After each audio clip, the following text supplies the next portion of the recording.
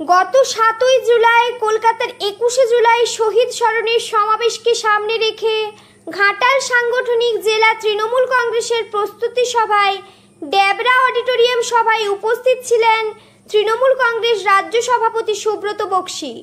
তিনি বিনীতভাবে নির্দেশ দান করেন ওই সভায় উপস্থিত সমস্ত নেতৃত্ব ও কর্মীদের দলীয় কোন্দল, রাগ, অভিমান, ঠেসাঠেসি এই সব আপনাদের ছেড়ে দলকে মজবুত করতে আগামী দিনে আপনাদের ঐক্যবদ্ধ হওয়ার বার্তা দিচ্ছি।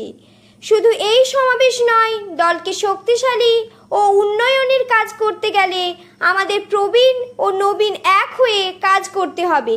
সামনে রাজ্য নির্বাচন, তাই মাননীয় নেত্রীর নির্দেশ ঐক্যবদ্ধতার।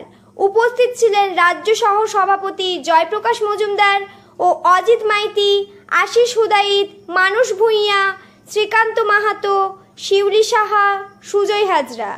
এছাড়াও সমস্ত ব্লক সভাপতি, বুথ সভাপতি সহ বিধায়ক ও অন্যান্য কর্মীগণ। উপস্থিতি ছিল চোখে পড়ার মতো।